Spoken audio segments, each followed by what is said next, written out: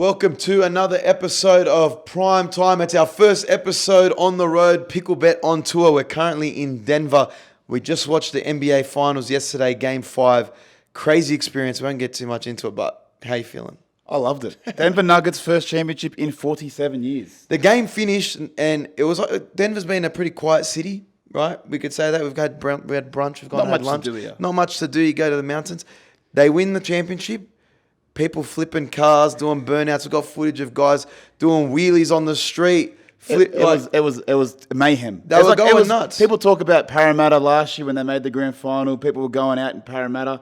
It was like that on steroids. There was people everywhere. I don't think you could get out of the stadium. Home. Yeah, we had to walk home because if you got an Uber, you'd be in the line for about 3 hours. But it was an unbelievable experience. We went from Game 3 and 4 in Miami to Denver in Game 5. Followed it the whole way through. It worked out perfectly. Miami picked up one game early in the series, so we got to see Denver take out their first ever championship at home. Parade on Thursday. Parade coming up on Thursday. I know Jokic just wants to go home to Serbia, but we made our way into the press conference area. We asked Nikola Jokic a question, KCP a question.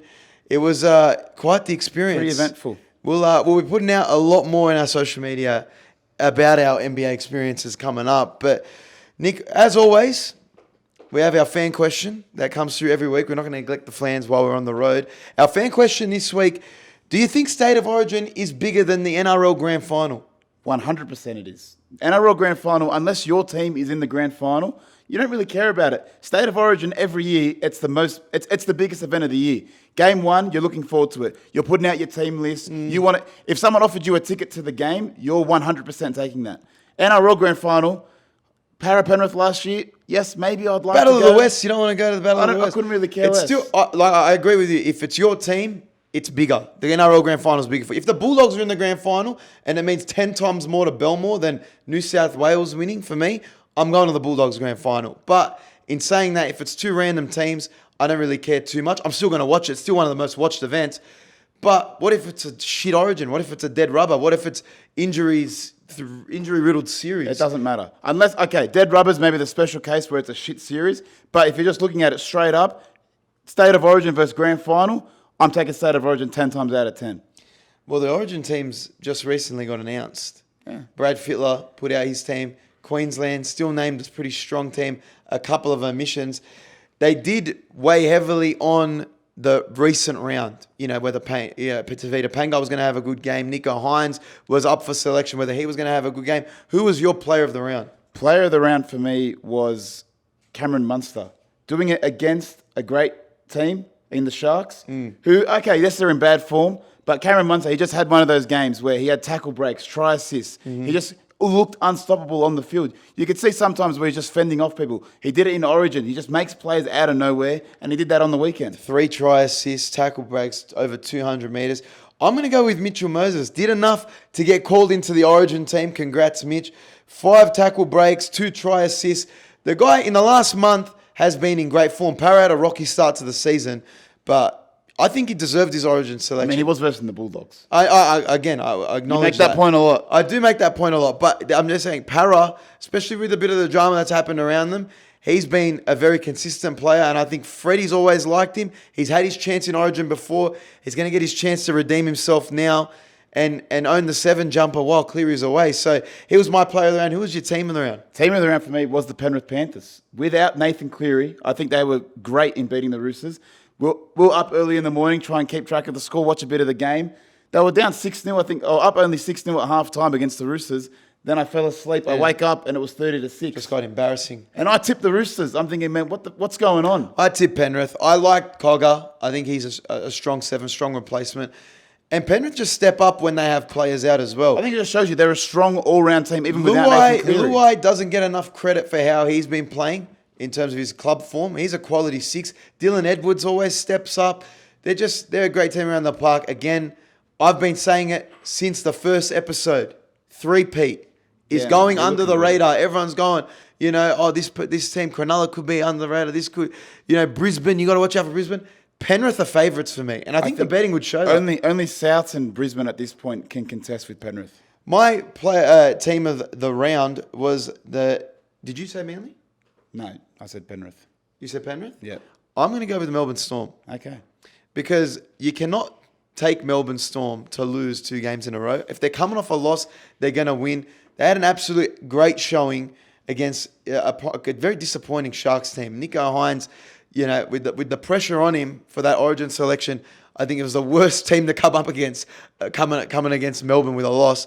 But they're just a clinical side when they're on. Melbourne just have been a bit hot and cold all season, like Cronulla have been.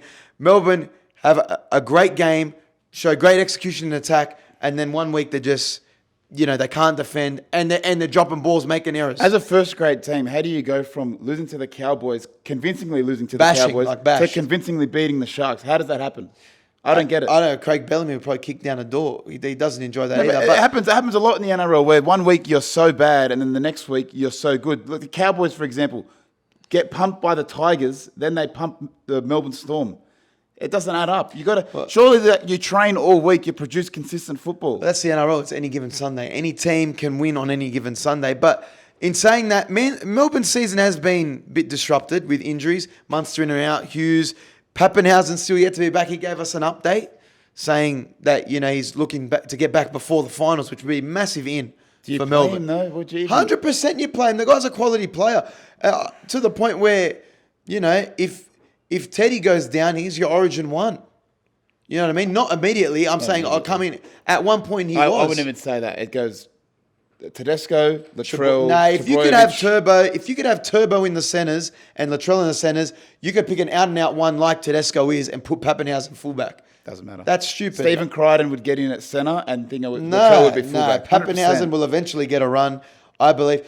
But in other news that happened overnight for us as we slept, Shane Flanagan, back as an NRL coach, announces he's going to sign with the NRL Dragons. Unanimous board decision, said they're happy to have him on board.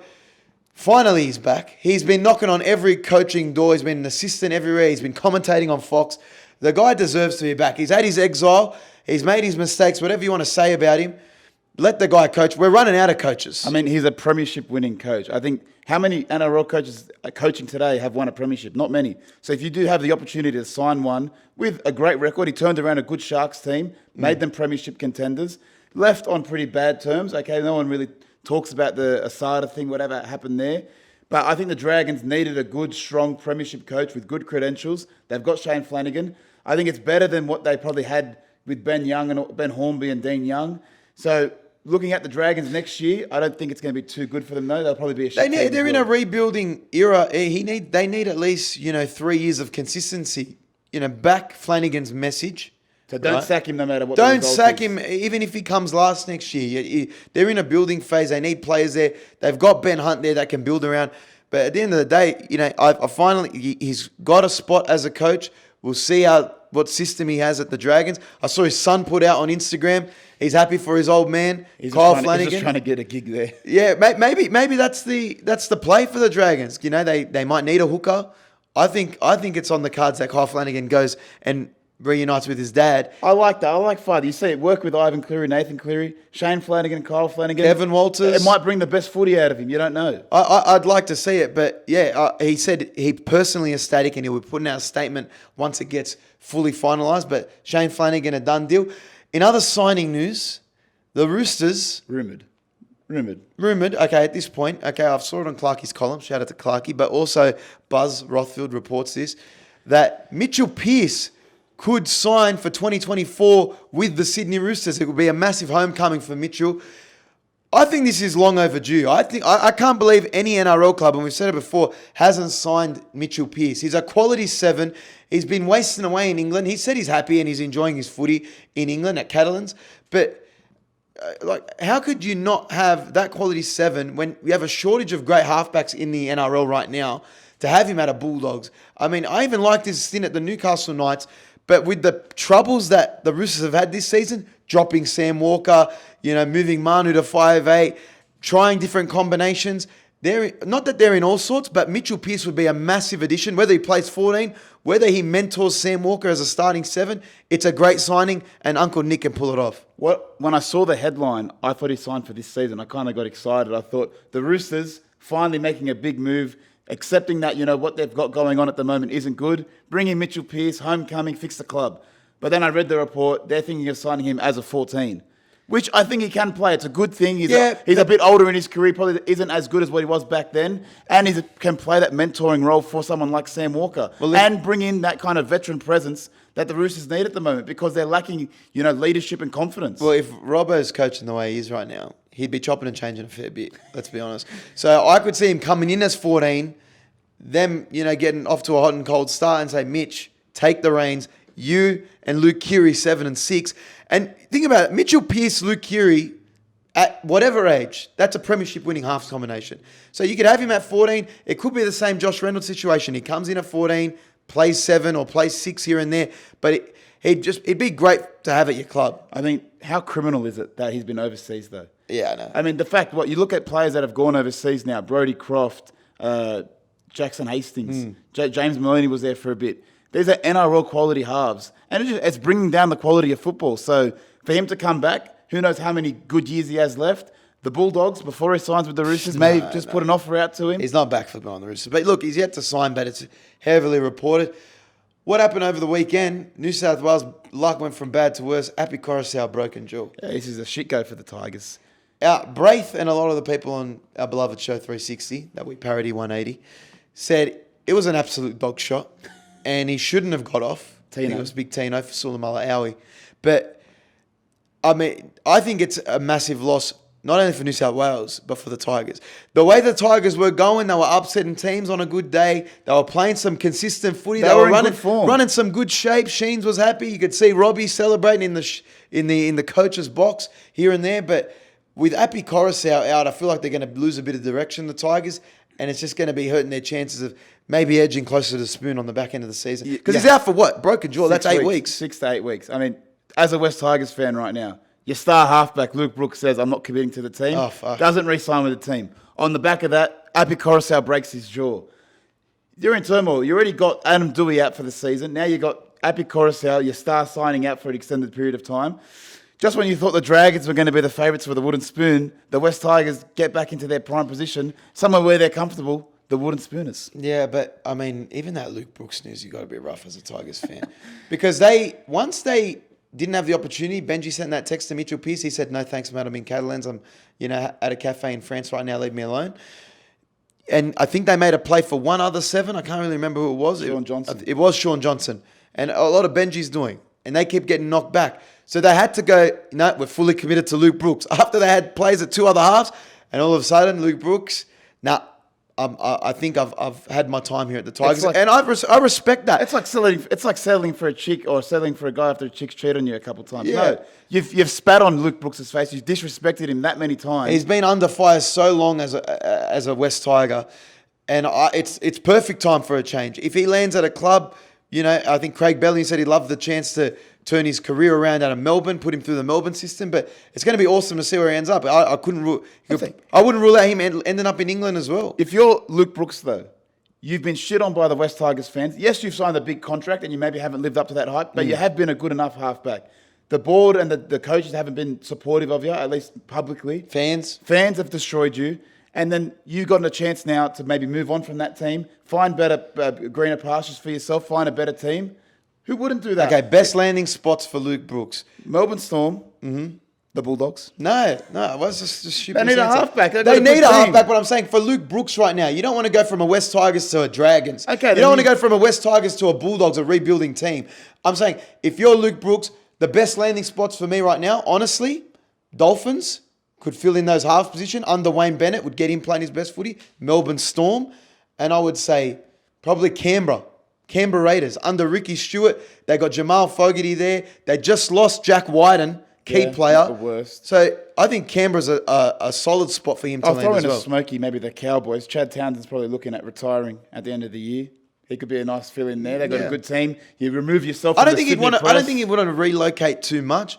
So either I don't know if he would like to end up in England, but Canberra's not too far. It's only a 3-hour drive. You can still see your mates, still see the boys.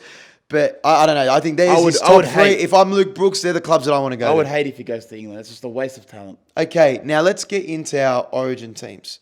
Okay. They were announced on the weekend. They were announced over the weekend. Queensland always jump the gun, get the first announcement. Then we're always sweating who's getting picked. Freddie always lets us wait.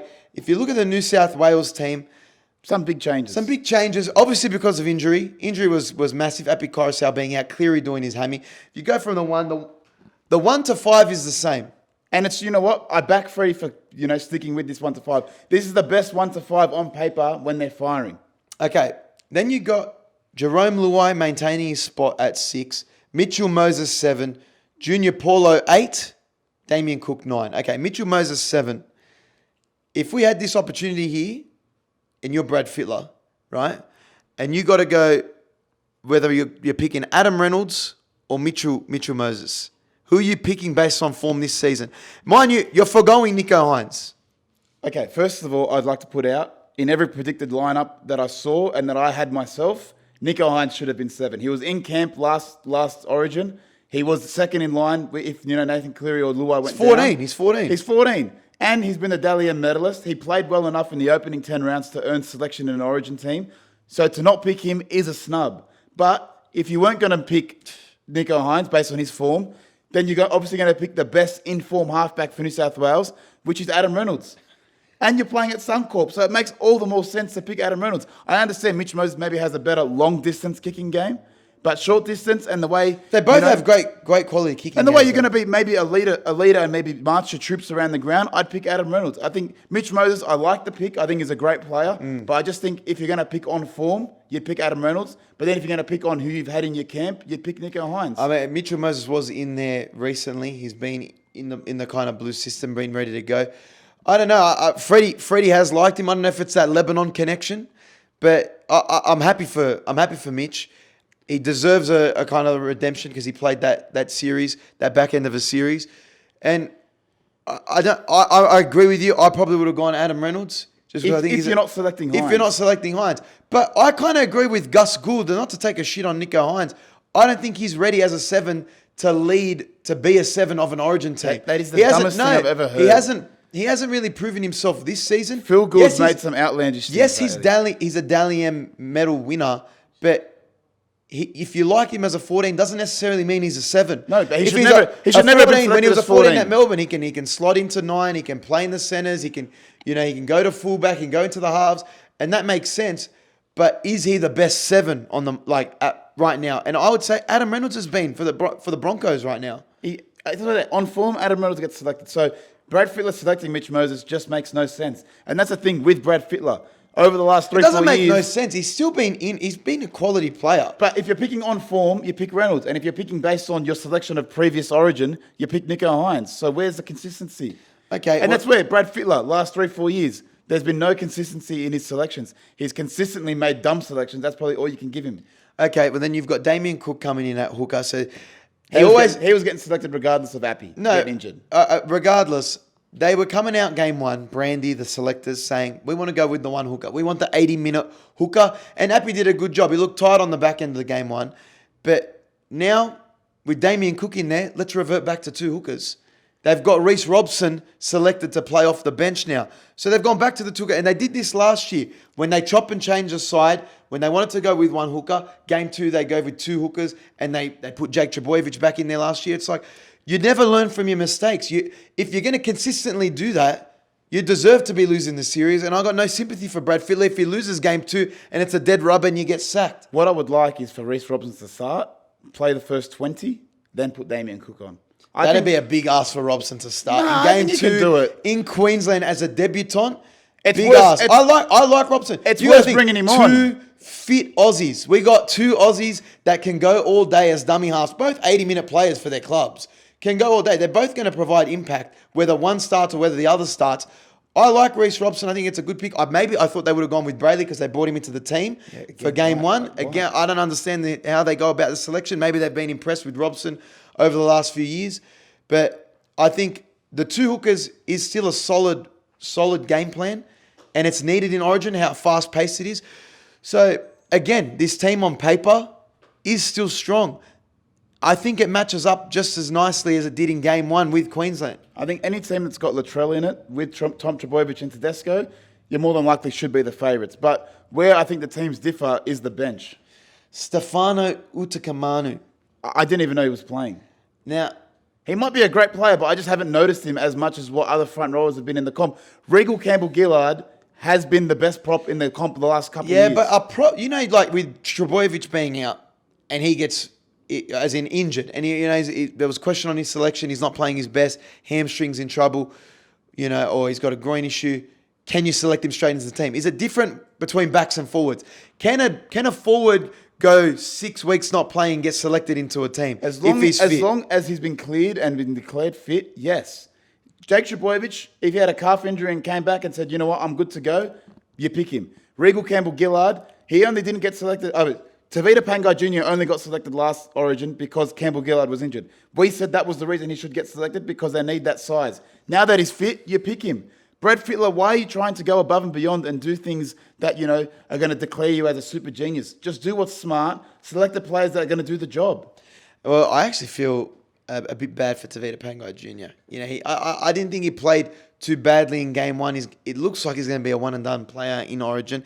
He'll definitely redeem himself because he's only 28, 27 years old. He's got time, but it's just he did it to himself. Everyone going into the game was saying he's going to make a stupid error. He's going to make a stupid error, and he did. Pushing those offloads. And they said, the game against Parramatta on the weekend, he's going to be playing for his Origin jersey, and he didn't have the best of games. So as much as you want to say he's unlucky, it was in his own hands. Now, Queensland, on the other hand, have opted for including Mo Fotuaika, bringing him back into the team. Because Jai Arrow's injured, yeah. Yeah, Tino got lucky, I believe, after that dog shot. He's been named in the team. The back five has not changed, and that was the best part of Queensland. Well, Xavier Coates comes in for Cobbo. Yeah, but the 1, 6, and 7, 9 all remain the same. Spine remains the same. Cameron Munster was their best player. Ben Hunt, again, quality. Lindsay Collins gets a start. Flegler's still there. Harry Grant there. Carrigan there. And the addition that I think is going to go under the radar, Jeremiah Nanai. Because you could have gone with Felice Kafusi. Nanai coming in, they're backing him hard. He's been a quality player all season. I think him coming in is probably made Origin 2 for Queensland. Jeremiah Nanai coming in for Queensland makes their Origin 2 team better than their Origin 1. Tom Gilbert, yes, is a good player, but Jeremiah Nanai, when he's playing at his peak, he's one of the best second rows in the comp. Then you bring in Xavier Coates, who I think is a better winger than Selwyn Cobbo. Offers more under the high ball, probably offers a bit more out of his half as well. So looking at Queensland, they've named a better team for game 2 than they did for game 1. Okay, let's go head-to-head teams. Okay, we did this last time. Go. We did this for game 1. We're going New South Wales versus Queensland head-to-head for game 2. James Tedesco versus Reece Walsh. Look, again, we said last time Tedesco as an Origin player is better, and I'm going to hold to that. As an Origin player, I'm taking Tedesco over Reece Walsh. But now that we have the hindsight of game 1, Reece Walsh did no wrong in game 1.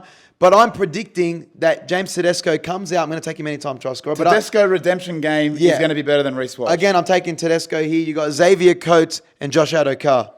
Coates and Addo-Carr. I'm going to go with Coates. I love Xavier Coates. He's my favourite winger. I think when he's on, he's the best winger in the comp. Offers under the high ball so much more than Addo-Carr. And out of his half, maybe genuine running meters, you take Xavier Coates. Okay, Val Holmes or Trell Mitt? Trell Mitt all day. Let's trot. I mean, Val Holmes was strong in the last game, Doesn't but matter. it is Latrell. Hammer or Tommy Turbo? Hammer got the better of him last game, but Tommy Turbo needs to put it on. Based on what he can do, you probably back Trbojevic. I'm going to take Trbojevic for a try, so I'll take Tommy Turbo here. Murray Tuolungi or Brian To'o? I'm going to go out on a limb here. I'm going to say Murray Tuolungi. His performance in game 1, the try-saving tackles, I think he had a much bigger impact on the game than Brian To'o did. Okay. That's 3-2. We give Okay. three advantage to New South Wales, 2 to Queensland. Cameron Munster or Jerome Luai both played well in game 1. Jerome Luai was probably one of his strongest Origin performances, but you have to give the edge to Cameron Munster. Munster is the best player in the NRL, so you give it to Munster. Daly Cherry Evans or Mitchell Moses? Look, Mitch Moses, we do love you. Lebanese bias. Even with that considered, Daly Cherry Evans is the best Origin halfback, so DCE. DCE there. Okay, Lindsay Collins or Junior Paulo? Look, Lindsay Collins in Origin is probably one of the best players of all time. You saw him out-jump Tedesco to score a try. But if you're going to pick... Would you say best players of all time? In Origin, he never fails to disappoint. He's just always turning up as a Queenslander. But if you're going into the game, if you were going to pick a prop, you take Junior Paulo. I feel like Junior Paulo had a quiet game last game. Came off the bench, that's why. They didn't use him properly. So, but yeah, no, I got to agree with you. I'm going to give the edge there to Lindsay Collins. No, to Junior Paulo. Oh, okay. I've gone off game 1. I'm going Lindsay. I'm going Lindsay. We'll call that a tie then. Okay. Damien Cook or Ben Hunt? Ben Hunt. Ben Hunt, when he's playing hooker for Queensland, is the best hooker in the comp, and that's why he starts there. And Damien Cook, he didn't get selected for game one for a reason. It's because they don't really like the way he plays. So you got to go with Ben Hunt. Okay, Payne Haas or Tino? Look, is Payne Haas healthy? If he's healthy, I'm taking Payne Haas. If he's not, I'll take Tino. I'm going to say Payne Haas. Yeah. Again, I feel like, not that he had his best Origin game last game, but he's one of the most impactful front rowers. Like we said last head-to-head, I think if New South Wales want to win, they're going to play off the back of him having a big game and Damien Cook, hookers running off the back of him, laying the platform for the backs. Okay, Tyson Frizzell or Fafita? Tyson Frizzell is a great second rower, but David Fafita is more explosive. We said it in the lead-up to Origin 1, and I think he's actually been in better form than he was before then, so David Fafita. Okay, well, we got Jeremiah Nanai coming in up against Hudson Young. Who would you take? I'd say Nanai. I would say Nanai as well. Look, based on club form, both quality players. Nanai's been there. Hudson Young didn't get too much time to shine in game one. He's got his spot back, though. I don't know. I think they're going to give him the same role. Mark my words, they're going to give Hudson Young probably 20, 25 minutes because they got Cameron Murray off the bench. So I'm going to go Nanai here. I'm going to give the edge to Nanai. Jeez. Okay. Isaiah Yeo or the lock forward for Queensland, Patrick Carrigan. Isaiah Yeo or Patrick Carrigan?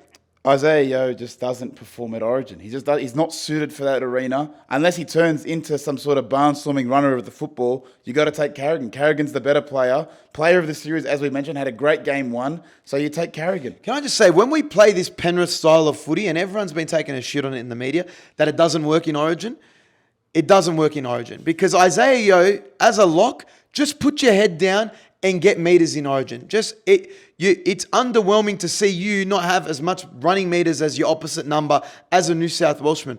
Like, I understand he has to facilitate, and that's the game plan. But Origin, put everything aside, put your head down, get a quick play the ball. Turn into the Payne Haas. Turn into the Junior Polo. Lay the platform. Okay. I agree with you there. I mean, as much as I do like Yo, I just don't think he's suited for Origin. And let's group the bench up. Queensland bench, we've got Harry Grant, Tom Flegler, Ruben Cotter, Mo Fodawaker, and AJ Brimson, 18th man. And then we have New South Wales bench is Cameron Murray, Stefano Utakamanu. Hopefully that's the right pronunciation. Yes, that's correct. Cameron Marno, Stefano, Liam Martin, Reece Robson, Stephen Crichton, 18th man. Look, I genuinely think New South Wales bench is underrated. If Stefano can play and have good impact off the bench, then they've got what they've asked for him. Cameron Murray, as long as he gets more than 60 minutes, it's a good selection off the bench. And then I anticipate maybe Stephen Crichton coming into the team. Whether Reece Robson does play or not, I don't know yet. And then last pick, Liam Martin. He scored a try last game. He's safe. But look, Ruben Cotter coming off the bench. He was man of the match last game. Harry Grant, always safe pick off the bench.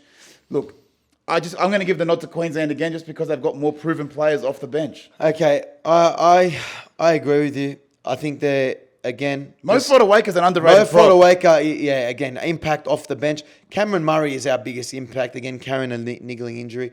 But I'm going to give the edge to Queensland there. Again, it's not by much this game. But the fact that it's in Queensland, it's a game two, the stakes are high. You cannot think that Queensland... they have to be favourites for this game, and they are. But I still think New South Wales are hopeful. Just going through it head to head, we've given the number advantage to Queensland. They've got much better players as a matchup position. So even then, with saying that, I'm with you. I'm just New South Wales bias. I want them to win. I'm going to back them to win. Funnily enough, on paper for game one, we said we give it to New South Wales by a small margin.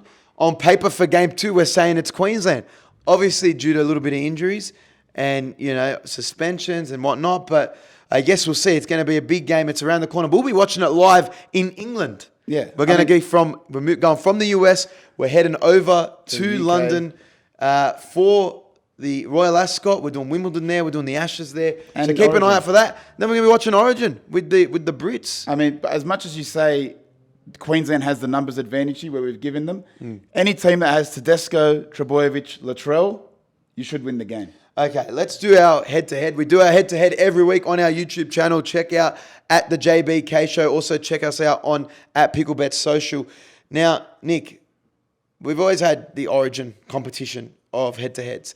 This week is none other because we believe Nico Hines got snubbed if he was the 14, and they've gone with Mitch Moses. So let's go. Head-to-head this week, Nico Hines or Mitch Moses? Who you taking? Okay, by the stats, Mitch Moses has played 13 games, 5 tries, 13 try assists. 5 tries, 13 tries. Nico Hines has played 10 games, only 1 try, 10 try assists. So if you're looking as a creative half, Mitchell Moses has been better. Yes, he has played 3 extra games, but try assists and tries, that's what you need from a half. I'd say it's fairly even. Fairly even from that. Another important stat for a half, especially in Origin, tackle success. Yeah. Nico Hines, 92% tackle success rate. Mitch Moses, 84%. Who's Mitch Moses' second rower? Who's his protector? I think it's Cartwright? I think he's been playing with Cartwright as second rower. Well, I see defense as a team thing. No, as a small half, you need a bodyguard. Individual Nico Hines tackles. might have it a bit easy there on a Cronulla, on a big beef Cronulla second row edge. But no, in saying that, you're right. Being a second row is particularly being a halfback in Origin. You're going to come under fire. You're going to get targeted in attack. You saw Nico Hines get skipped around by Cameron Munster. That led to the try that gave Queensland the lead in game 1. So maybe that was a factor as well in being a defensive half. Mitchell Moses the last 2 years, I think, has become a very solid defensive half. So I give the edge there to Mitchell Moses. And where I think people are overlooking the selection of Mitch Moses, in comparison to Nico Hines, who's the better goal kicker? Mitch Moses is probably the better goal kicker. And Nathan Cleary was the goal kicker for New South Wales. So with him injured, you're also selecting a goal kicker. I hate to harp on the Gus Gould talking points, but he is a wise man. And he said Nico Hines hasn't led that team to a grand final. Mitchell Moses has. That experience. He hasn't led a team like Mitchell Moses had leading that Lebanon team in the World Cup. But you get experience as an experience. You get experience by playing big games. He's already taking too many gambles, Freddie, right? With Tavita Pangai Jr., with other selections, with going with one hooker. Mitchell Moses, I think, is the safer pick than picking Nico Hines at 7. Personally, I understand he's been 14, he's been training with him, but I think full credit to Mitch. He deserves a selection. He's been in form. I thought it was between him or Adam Reynolds. And on paper, this season, especially over the last month of footy, I think I'm taking Mitchell Moses over Nico Hines head-to-head. Head-to-head in this battle. By the stats, you probably do give the nod to Mitch Moses. Who has a better kicking game also that you've disregarded? Mitchell Moses' kicking game, I think, is much better than Nico Hines. I think Nico Hines is just going to be an unlucky victim of circumstance. And that's what it is. But looking at it, I mean, if we did the head-to-head of Moses versus Adam Reynolds, goal kicking, Adam Reynolds. Kicking game, Adam Reynolds. In form, Adam Reynolds. Oh, kicking game, Adam Reynolds. That's neck and neck. But I'm saying, judging by the stats, I'd probably go Mitch Moses over Nico Hines. Okay. But who should have got the opportunity? I'd say Nico Hines. You only get experience by playing in the big games. But just as a general, our play head-to-head, we're going with the fellow seeder, Mitch Moses. Congratulations, mate. You won our head-to-head against Nico Hines, and you also won Origin selection. Nick, AFL, I don't know if you saw maybe the highlights overnight. No, we watched the game. I watched the Collingwood game live. Got my heart broken. It was pretty rough. Look. If you were going to lose a game, it was going to be that one. Everyone was talking about it. Nah, this was as a special game on the public holiday. Look, you're not going to go the whole season undefeated. Nick Dacos still had 27 disposals, still had a great game. We only lost by 5 points. Collingwood, as a fan, I'm not worried at all. We performed against a great team on the biggest stage, 83,000 packed house, and we still performed so well. Look, like I said, we're not going to go the season undefeated. We've got the bye this week. We're going to recoup, go into the next few rounds, and we're not bothered by this. Still premiership favourites. We're still premiership It's one favourites. loss any given Sunday. We're top of the table. But look, if you're an AFL fan right now, I think looking at it through a wider lens, it's pretty boring. Like, this is the period where Origin takes over for the NRL. I feel like it's been like that all season. There's been some good games. No. Some games that would go all the way down to the fourth. It's a nail biter, don't get me wrong. But just in general, it's been a boring season. But I'm just saying, this period from like round 13 to round 20, there's just not much happening. It's just determining ladder position. And it's like you already know who the top teams are. You know who the shit teams are. So there's not really much new happening. So if you're an AFL fan, get ready for a boring couple months. Well, let's go through our NRL tips and picks. Each week we give out our tips and picks. And we're playing, it's a big prize on the line. Whoever loses their tips has to get a full body 40-year-old virgin wax. Which God knows I need, so I don't mind. Yeah, losing. well, I don't mind. It's going to hurt, though. And that's between Nick, myself, and my dad, Richard. Currently, Nick leads the way, 76 out of 109 tips. I'm right behind him with 73. Dad on 68. This week, Nick, Cowboys v Panthers. Who are you going? Mind you, Origin disrupted. Teams are a bit all over the shop. Who are you taking? I was going to lean towards Penrith because I didn't select them last week. But with Stephen Crichton, 18th man, and actually not able to play, I'm going to take the Cowboys at home. I'm going to take the Panthers. I think when they have players out, like I said, they stepped up. They still got Dylan Edwards in there. They still got some quality players in there. They still have a quality forward pack. The Cowboys have some some players missing as well. Holmes gone. Nanai gone. Reece Robson. Yeah. So I'm leaning towards the Penrith Panthers. I feel like they always step up when they have their players out. Dad's also gone with the Panthers as well. Oh, sorry, he's gone with the Cowboys. Knights or the Roosters? Again, this is so tough because the Knights are probably a better informed team than the Roosters. They don't have the wins to show for it, but the Roosters have been abysmal. And each week I tip them, they don't win. But I'm going to die on it. I'm going to die on the sword of the Roosters. I'm tipping the Roosters. I'm tipping the Roosters again. Newcastle have been a bit off and on.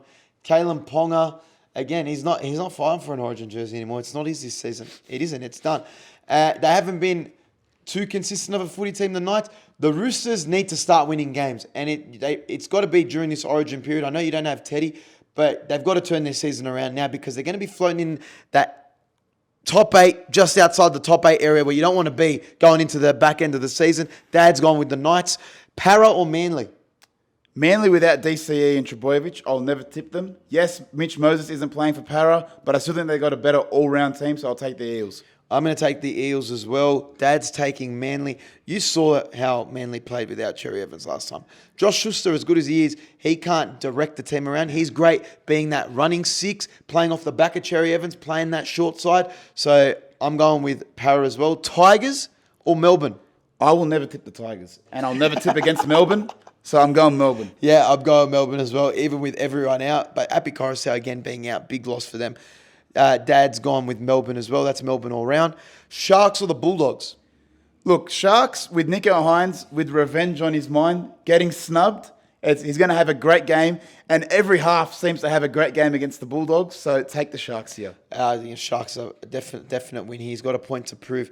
Plus, the Bulldogs have been extremely disappointing the last couple of weeks. They can't defend. Serraldo, in each press conference, looks depressed. He looks extremely angry, and he goes, I've got to find the right players that are going to do the job. Look, well, mate, you're going to have to start looking at New South Wales Cup, maybe Jersey Flag, because who you got to pick from? You got a whole top 30. It's nice to see Khaled getting a run, and they're trying to blood some new players in there. Like I said, we're going to be like the Dragons in this upcoming few years. It's just a rebuild phase, and we're working out who's going to be quality for us and who's not. You've seen Preston come in. We're going to be sticking with him for a long time. We're building the team around Burden, but this season, it's honestly a write-off. We're borderline, wooden spoon floating around that 15th I think once, Kickout comes back, we start getting a bit more healthy and the combinations start to get a bit right. They'll get better. We're in a rebuilding season. Don't panic, the Bulldogs. I still back Serraldo 100%. I think he's a great back him coach. as well. He's a gentleman as well. So I wouldn't panic if I'm the Bulldogs. Just have patience. That's our tips for the week. It's a shortened round. Again, Nick leading. Take a look at our socials. We'll be posting them online at Picklebet and at the JBK Show online. But now, Nick, going overseas where we are, we've been covering sport internationally. Yes, we love our domestic footy, AFL, NRL, but we're big international sports fans. Whether it's football, whether it's basketball. Now we're here in Denver. We just watched the NBA Finals. Unbelievable experience. The fact that we're covering it on the ground, we're watching all games, we're mic'd up for all games. I don't think I'll ever enjoy a sporting event much more. We said that after Qatar, but what we just went through the last 24 hours was pretty crazy. The Denver crowd last night was one of the best things ever.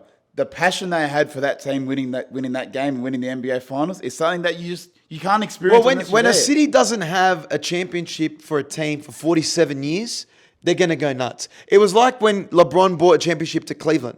They have the right to celebrate for years to come for that championship, and Denver do as well. And the thing is, they have a strong team. We're in the press conference. The coach is talking about wanting to go back to back. He's talking about a dynasty. Yeah. Every reporter said, look, your starting five is going to be intact for the next couple of years. You've got young players, Jamal Murray, Michael Porter Jr. You've got a superstar player in Nikola Jokic. Yeah. And look, everyone makes jokes about Jokic, about how he doesn't care, how he just wants to go back to Serbia. Everything with that in mind, he's still one of the greatest players I've ever seen. He doesn't miss. He's classy. He passes the ball so well, rebounding. He shoots the three. Everything he does, he just does superb. He's an extremely humble guy. It was awesome seeing him celebrate his championship with his wife, his daughter. The fact that we were on the court with them as I was celebrating, we were behind him while he was talking to bloody ESPN on the court. We're touching the trophy. Larry O'Brien trophy. We're interviewing Chris Tucker on the sideline. Crazy turn of events. We haven't even put everything out yet, so stay tuned to our socials. Now, do you think they can go back to back? Is this a team that can go back to back? They're a team that can go back to back, but there's too much other the competition in the West is too good. Phoenix will be better next year. The Lakers will be better next year. I think teams like Minnesota, they'll rebuild and probably be a bit more dangerous in the playoffs than they were this year. It's tough to go back to back, but they've got the team to try and do it. Man, we were on the ground in Miami just a couple of days ago. We were hitting South Beach. Look, Miami, I got to say, one of the most overrated cities in the world. But depends where you are. Depends on the social circles that you're in. It depends on who you are and who you know. If you're a chick and you're on a bloke's yacht having a good time twerking, you're probably loving life. But if you're on South Beach as a tourist paying $150 for a pizza, you might be rethinking, okay, is Miami worth it? But we still had fun. You know why? Because we were covering the NBA. We were interviewing fans and people at the hockey. We were interviewing fans on South Beach, just people in general, about the big news. And the big news was Lionel Messi signing with Inter Miami. Now, we went a bit viral on Complex, picked us up. A couple of news articles picked us up because a couple fans in South Beach, I don't know if they were tourists or they're residents of Miami, they don't know who the fuck Lionel Messi is. If you saw it, we'll probably overlay it. But Messi, are you talking about Missy Elliott? Who is Messi? They don't know who he is. Is that US soccer in a nutshell? No. They're too, I mean, US is too focused on football, NBA, NHL, baseball as well, that they got no time for big international stars in soccer. I think the people that you interviewed were just very special outliers. Everyone knows who Lionel Messi is, and him signing there is massive. I was personally disappointed that he went to Miami. I think he still has so many good years left playing European football at top flight level. But the crowd people, the impact that it will have for American soccer will be massive. I think it'll be a lot more popular. You saw the ticket prices for Miami games have gone through the roof. I think they've nearly doubled strictly because he's signed. So if you look at that, the people you interviewed, they were idiots. Yeah. Let's not look at them as a representation of American Miami, soccer fans Miami. and Miami. So if you look at it though, Messi on the back of just winning a World Cup, top flight player, probably still at his best. They're going to be really lucky, Miami. So don't look at it like as if it's a bad thing. Talking about the best, Man City just complete the treble in Istanbul. Haaland, is he going to be the Ballon d'Or winner? He should. Being the top goal scorer for the Premier League, winning the Champions League and the FA Cup, there should be nothing else that you can do to not win the Ballon d'Or. Yes, Messi won the World Cup, but everything outside that has been disappointing. As much as Messi was pivotal for Argentina winning the World Cup, it wasn't like he carried the team winning the World Cup. He did. He didn't carry the team. He was walking during that World Cup, and a lot of his goals came from penalties. I'm not saying he was a role player. You're disrespecting the GOAT. Okay, not at all. He won the World Cup. He put the team on his back. It wasn't on his back. It was on his back. Name another player that you saw besides Di Maria, maybe, that really played well in that for Argentina. Well, I mean, McAllister, the back, yes, okay, just signed with Liverpool. But Messi did carry them. He was the most influential player. He scored goals. Okay, the keeper did play well. I'll give you that. The keeper played well. If he doesn't play well, then they don't win the World Cup. So, no, look, at the end of the day, we're thrilled to be on tour covering international sports here. You're going to see more of it. I want to ask maybe people in England their thoughts on Messi or Haaland, who should be Ballon d'Or. It's probably not a bad question to ask. That's a great question. We'll ask it on the ground because we're going to be in London in 6 days' time. We'll be watching Origin there, covering the Royal Ascot. We're covering the Ashes. We're covering Wimbledon. So we're going to be on the road. We'll be hosting prime times more on the road. Make sure you're subscribing at the JBK Show. Check out our tips at Picklebet socials everywhere. Until next time, we'll be doing prime time again next week. So stay tuned. Until next time, take care. Cheers.